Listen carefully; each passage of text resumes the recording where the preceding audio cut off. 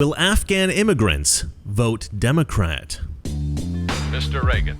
So, we've talked a lot lately about this influx of Afghan immigrants from Afghanistan because of this withdrawal. You know, Tucker talks about this a lot on his show about how not all of the people that have come over from Afghanistan have actually been allies, have actually been folks that worked with American troops in Afghanistan to try to fight against the Taliban.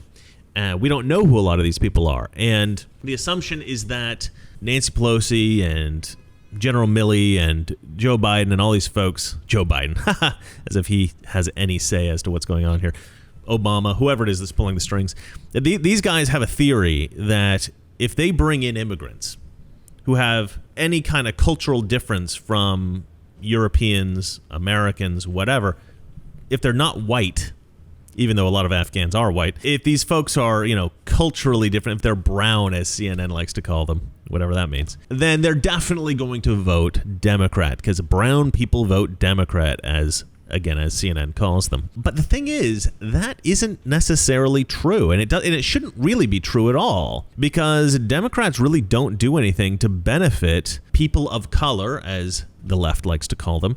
They don't really do anything to benefit those people. And not only that, but their cultural values are completely and utterly divorced from anything that these cultures understand. If you were to go up to an Afghan refugee and say, do you think that men should be able to have breast implants and then walk into women's locker rooms? Every single Afghan, I guarantee you, every single Afghan refugee will say, absolutely not. And many of them will probably say, no, actually, they should probably be stoned to death. It's a very different culture than we have here in America. And I'd like to talk a little bit about that, but not just the Afghans, but all immigrants, because that seems to be the new tactic on the left. Bring in as many immigrants as you can so that you change the voting demographic. And the assumption seems to be that all immigrants will always vote Democrat. And is that true? Well, let's find out shortly. First, of course, I have to sell you something. Guys, big tech doesn't just ban everybody they disagree with. They actually track your every step. They track what you watch, what you comment on, and now the algorithms can read your personal messages.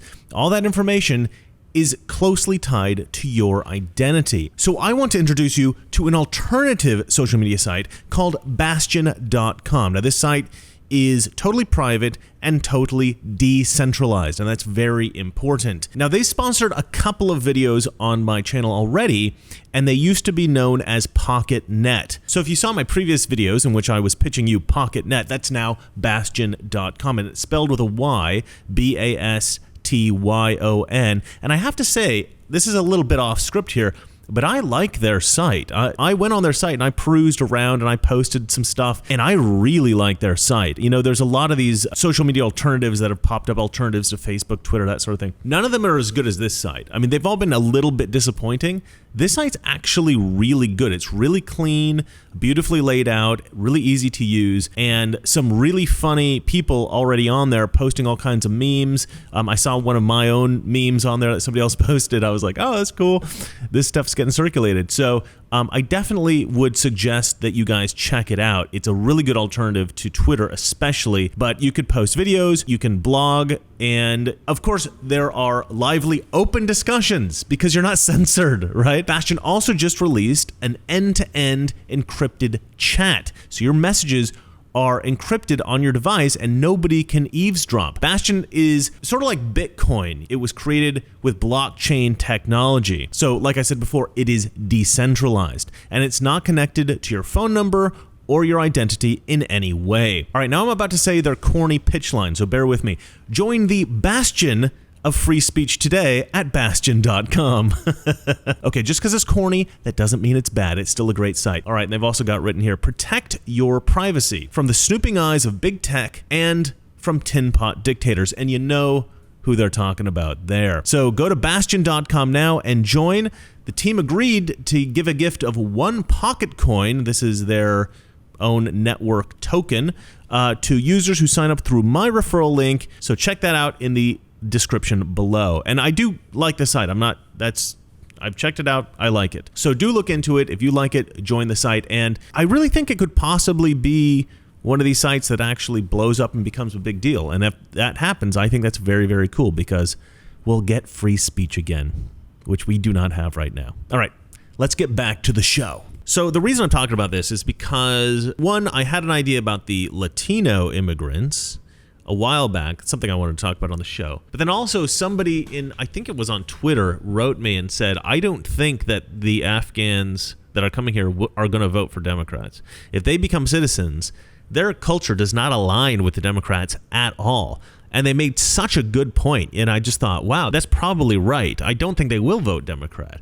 And so while I think Tucker is correct in that the Democrats don't really care which Afghans they're bringing over, whether they're allies of Americans or not, the thought, and you get this from watching CNN and watching these people over there, because they keep calling the immigrants the brown menace on CNN.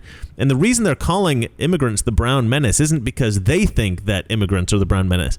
It's because they want their viewers to believe that conservatives are saying this. They invented that term. That's the problem. Is the left, this is what we call a straw man, right? We say, I want to build a border wall because I want to keep out crime, I want to keep out drugs, I want to keep out terrorism, this kind of stuff. And then the left says, did you hear what he said? He wants to keep out brown people. He's a racist. No, I never said anything like that. I didn't say anything like that. I gave you several other points that had nothing to do with race. Yeah, but that's what you really think, right? So instead of addressing the points that somebody makes in an argument, you completely dismiss those and you create a completely new point and you say, this is what you really think. This is what your argument is. You say, no, that's not my argument. And they say, yes, no, it is. And so it's called a straw man, right? Because a straw man is much easier to push over than a real human being, right? So you can very easily destroy the straw man. It's an easily destroyed thing. And so you say, okay, this is your real argument because I don't want to address the points that you made because those are difficult to tackle. So I'm going to create my own argument, say that was your argument, and then knock it over, right? So that's a straw man. And so they create this straw man but CNN actually creates a term, the brown menace, which to me, that's crazy because you never have ever heard any conservative say anything like that, much less call it something. And the left has created this term, the brown menace. To me, that is in itself a bit racist. It's bigoted against, first of all, it's totally disingenuous. It's a total lie. You're defaming conservatives by saying this totally unjustly.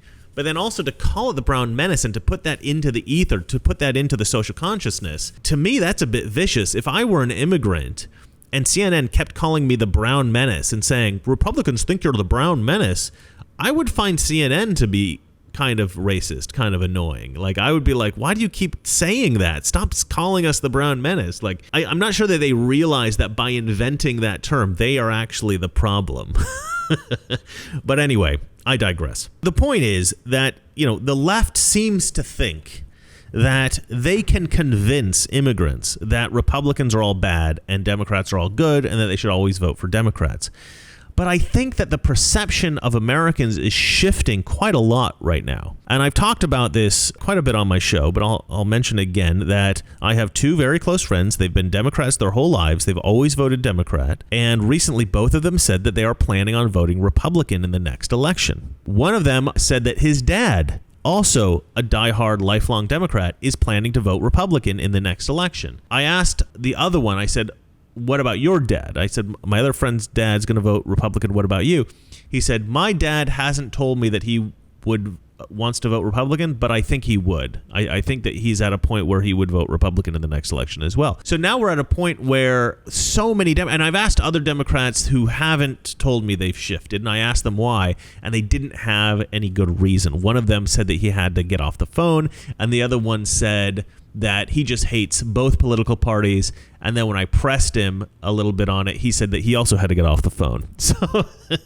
So even folks that refuse to switch parties, they don't seem to really have a good argument as to why. It seems that everybody's ashamed of the Democrat Party. Everybody's, at least to some degree, a little bit embarrassed by them. And many, many people are flocking to the conservative side. See, it used to be, I mentioned this on Twitter, and a lot of people were like, what about the walkaway movement? What about Brexit and this kind of stuff?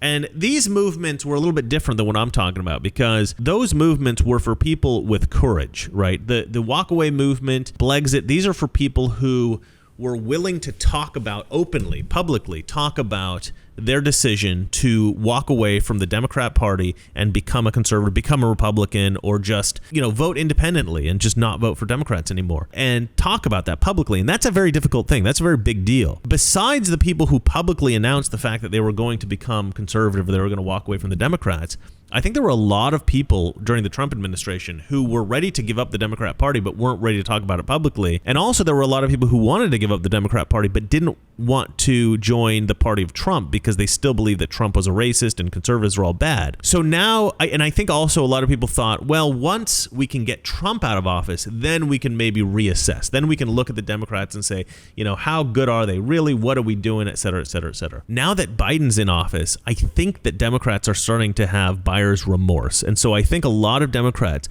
especially ones who would never openly say, I'm leaving the Democrat Party, I think a lot of them are privately saying to themselves, okay, I cannot continue to vote for Democrats anymore. They are destroying the country. I don't know what to do. I think they're having a crisis of conscience, and it's something a lot of people can't talk about. People feel like they're going to lose their job. People feel like they're going to lose their friends. People feel like if they talk about this stuff openly, people are going to think they're racist or something like that. And so people will not talk about their political shift from the left to the right, a lot of people. And so I think it's a lot more people than we even imagine. If some of the people that I know have switched, there's a lot more out there who are switching as well, and we're just not hearing about it. So I think that there's a quiet movement as well as a louder movement of like walk-away folks and Blexit folks and stuff like that. So I do think that the country is shifting massively to the right, and I think while that happens, this narrative that conservatives are racist, Trump was racist, all this kind of stuff, I think that that's falling apart. And I especially think it's falling apart because you are seeing a shift among black Americans. Black Americans are shifting and becoming more conservative. And I've always thought that black people were culturally conservative. A lot of these sort of like church-going black folks are very conservative folks, but traditionally they voted Democrat. They can very easily shift to Republican if they become aware of, the corruption of the left and, really the idea that Republican values are Christian values and Democrat values are atheist values. So a lot of black people are shifting right, especially black men. And then you've got the Cubans, right? The Cubans are this bizarre anomaly among ethnic minorities, or as CNN calls them, brown people. And I should say that two of my best friends from college were Cuban, and I still keep in touch with one of them today. Anyway, but both of these guys are have always been strong conservatives. We always got along real well about a lot of different issues and ideas, but especially about politics. Yeah, I mean, the Cuban Americans vote for Republicans in huge numbers. Over 50% vote Republican. So they're an anomaly when it comes to the brown people immigrants that the left likes to talk about, left likes to believe will always vote Democrat. But the thing is, Cubans are unique because they've endured communism. They know what the left will become. They can see it. And so they've got sort of a dual motivation, or they've got multiple motivations for voting conservative. I think, for one thing, I think that they have a kind of Christian conservative culture themselves. And so they see that that's what the Republicans are, and they go, well, we're going to vote Republican. The Democrats say, well, Republicans are racist against you. And they look at Republicans and they go, no, they're not. Because these people aren't stupid. A lot of immigrants that come over here, they're not necessarily unintelligent. They might be uneducated.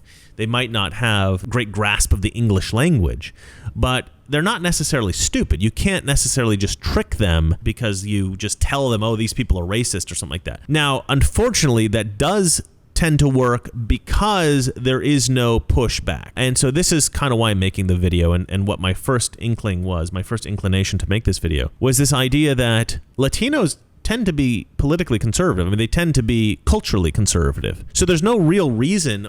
They're Catholics, right? I mean, I know Catholics in America tend to vote Democrat, or a lot of them vote Democrat, or traditionally they vote Democrat. But these kind of Latino Catholics, they're not culturally left. They're not they don't, like I said at the top of the video, you ask any of these Latinos what they think of trans people, and they'll be like, they're like freaks of nature.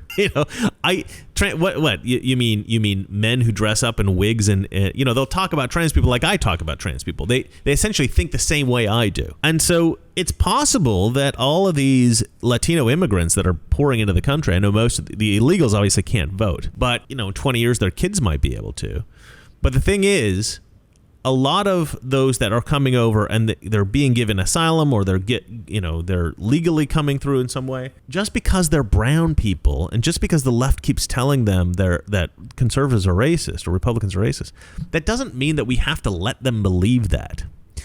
And here's the thing about these very Christian, very conservative folks that are coming over.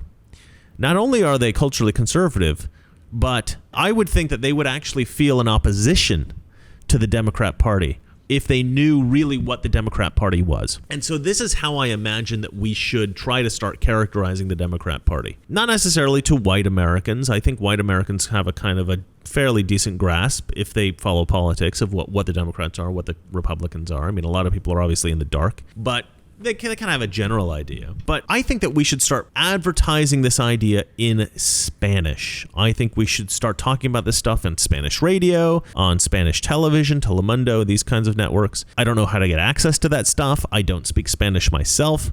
But if we could address this stuff in Spanish and talk to the Mexican people, Guatemalans, El Salvadorians, Venezuelans, these kinds of folks, talk to them in their own language, and all we have to do is say one thing, get one message across. The Democrat Party is the party of atheism. And I know a lot of the people who watch this show are atheists, and you will say, oh, well, that's not very nice. I mean, just being an atheist isn't bad.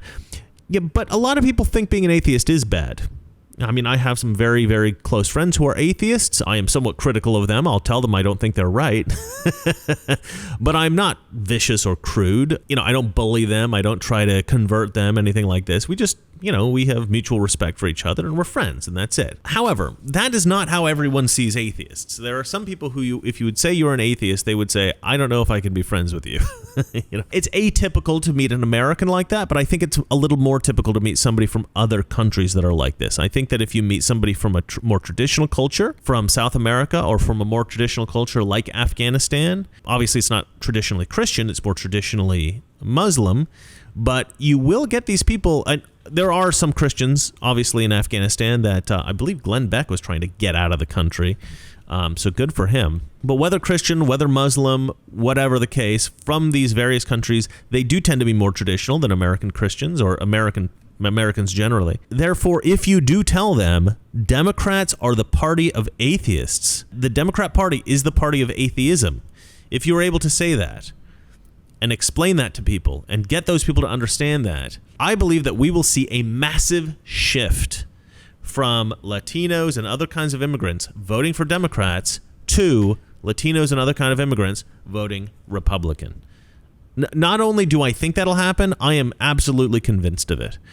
It may not be over 50%, but it'll be something close to 50%, and it may even go over 50% of the immigrants doing this. So at that point, I think suddenly we'll find that Democrat politicians will magically become a very much a closed borders immigration enforcement party. They will suddenly be like, we need to build a wall.